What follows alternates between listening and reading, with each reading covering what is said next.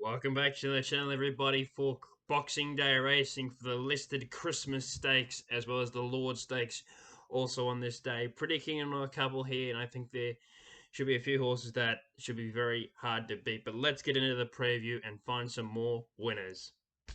Race number 1 at Sandown, Hillside. It's a benchmark 70 handicap over the 1,000 metres, and I'm with Snapped. I'm pretty keen on its chances here. Matthew Cartwright takes a claim, bringing the weight down to 55.5 kilos. Drawn barrier 12, but I would rather see this horse out wider on the track and having that nice swooping run in at Sandown. So I think it's a very good chance. Lloyd's Crown for second, I think, is over the odds, and I think can run a hell of a race here first up. Generally runs well first up, having 1, 2, 3 against his name from 4 starts. And does love the track and distance 2 from 2. Philosopher, don't know if he's going to run here at the Valley, so that's the query. And Southern Front, I thought, was over the odds after a very impressive win at the Valley last up. But I'm going to have 25 to win on Snapped in the first race and 5 to win on Lloyd's Crown, the Roughie. Sandown Hillside, race number 1. Race number 2 at Sandown is another benchmark 70 handicap, but it's over the 1,800 metres this time. And Dunkel, he's a pretty smart horse, drawn the 2, and I think will take a hell of a beating here. Harry Caulfeild aboard, rode it its last 2. Rode it on debut at the Valley, then rode it last start at Cranbourne. Excelled last start. I think we'll be winning here with the 59 kilos. That doesn't worry me at all, and has drawn exceedingly well. And I'm very keen on its chances here, and deserves to be a short price favourite. Don't know how short it'll get though, but I still think it's worth a gamble.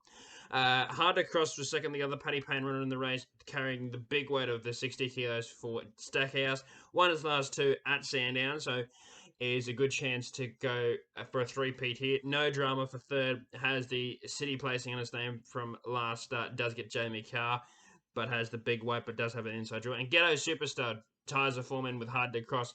I thought was over the odds at $13. But Dunkel from 1 race 2 at Sandown Hillside, 35 the win.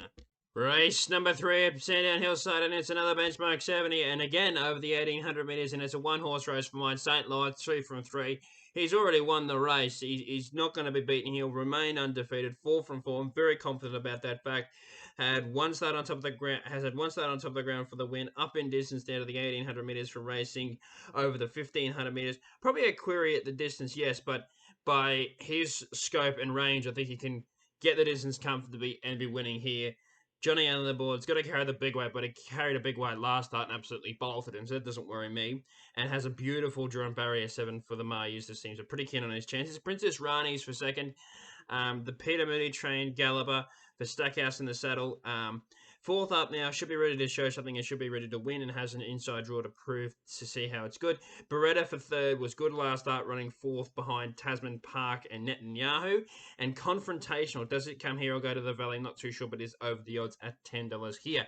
But I'm going to have 50 to win on St. Lawrence here at Sandown Hillside, race number 3. Race number 4 at Sandown, and it's the first of the 2 features of the day. It's a listed Lord Stakes over the 1,700 metres. Nugget, the favourite, and is going to be very, very hard to beat for Johnny Ellen, and the Mar used his team. Looked in trouble last start in City. Looked to need to get a run, but it pounced through. Got the win. In the benchmark 88, deserves a crack at this level, and I think he'll be cracking it at this level here.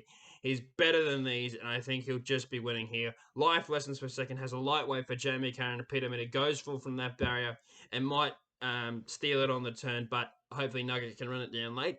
Right You Are for third. Again, does he race here at the Valley? I think he's a better chance at the Valley than he is here, but look, he's going to be on top of the ground here, and at the 1,700 metres, he can be dangerous. And Soci Bond, coming up to listed level from last start, placing last start, I think can run a good race. And I think it's over the odds at $19, but he can be a bit hit and miss. But Nugget for mine, the listed Lord Stakes, another 50 to win on him. And race number 5 at Sandown Hillside is another benchmark 70 and over the 1,800 metres. But the only change here is it's for the fillies and mares. And I'm with Shandon Burge here for Matthew Cartwright and the Busted and Young team. He gets the weight off 61.5, brings it down to 60 kilos. Was tested in higher grade from this last start. Failed, but now back to this grade, and last time he was in this grade was his prior win at the Valley. It was very impressive. He's going to go forward, and I think he can make it a winning return or win again here off its last start disappointment. Rick's Cafe for second, in form, this campaign, winning 2 from 4 and placing on its other 2 occasions. Carleen Hefel brings the weight down to 57.5 kilos, and we saw what So Unusual was able to do last weekend at the Valley, win impressively. So the forms come out of the race well. Pitch none races at the Valley. Hopefully, I think it'll be winning there, and I don't think it'll be winning here. And Bunalafan I thought was over the odds, but Sandown Hillside race 5, Shandon Burge for mine, 15 the win. Race number 6 at Sandown Hillside, and it's a benchmark 84 handicap over the 1400 metres. We drop back to the distance of an arm with Imperial Lad here. Bit of a biased pick, I have to admit, but he's drawn the inside barrier. He's got the weight coming off for Taylor Childs. He was very good last start, placing behind Savannah Cloud, where that mare goes. Sorry, where he goes up in weight. Where that gelding goes up in weight, he slightly drops in weight, and at the respective weights meets him better at it. And $11 compared to $3, I think you're getting a better price about Imperial Lad, so that's why I like him. And he's going to go forward. He's going to do no work, and hopefully he can kick on the turn and put a space on them and win. But the one I think will be outside him, pressuring him, or giving him a bit of pressure and can strike late is Here to Shock. First up for Jamie Carr and the Hayes boys, Barrier 3, though, has got the has got the bit lifter going on for the first time, and bit lifter coming off and the crossover noseband coming off, and has a lugging bit for the first time, so it's keen to see how he goes.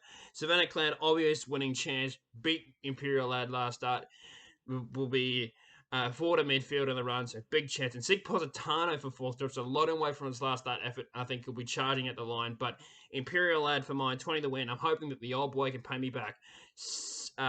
20 the win, Sandown Hillside, race 6.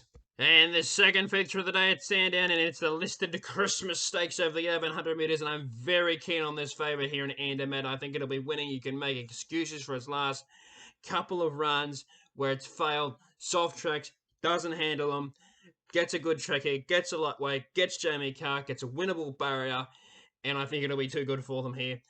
This is a horse that has run well against Nature's Driven Eduardo. Very keen on its chances here, and I think he'll be winning.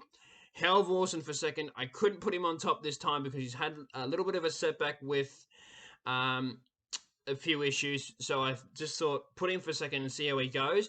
But I still think he's going to be on track for the Standish.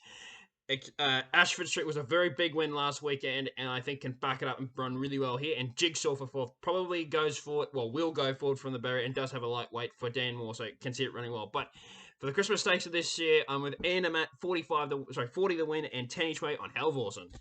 And the last of the day on Christmas Stakes Day is a benchmark 70 handicap over the 1300 metres, and I'm with Star Spirit. Bit of odds in the last, and I'll tell you why. He's got a really good second up record, and it was a big win first up. Handles the weight. The weight's no issue. He carried 60 first up, went impressively, so that's the way to me. Gets Declan Bates in the settle and has a nice barrier 9, where a lot of the main markets of legs have got wide barriers. Like Sandy Prince, he's drawn wide, but he's first up at the 1300 metres, where he is a 1600 metre horse. But he, again, has a big weight, but drops massively back in grade, so I think he can win. But, yeah, bit of an ask with that weight and that barrier. She's booming for third. Has been so unlucky this preparation. I think deserves to get a one on the board and is drawn well and has a good jockey in the settle. And Damien Thornton to get the job done with 56 kilos. And Big Apple, I thought, was over the odds for Jamie Carr at $26. But Star Spirit for mine in the last, 25 the win. Thank you ever so much for watching my preview of Christmas Stakes Day. I hope you've enjoyed it. I hope you're all going to have a wonderful Christmas and New Year's. I'll see you next weekend for Moonee Valley and for Flemington for New Year's Day. Thank you very much for watching, and I hope I found some winners for you.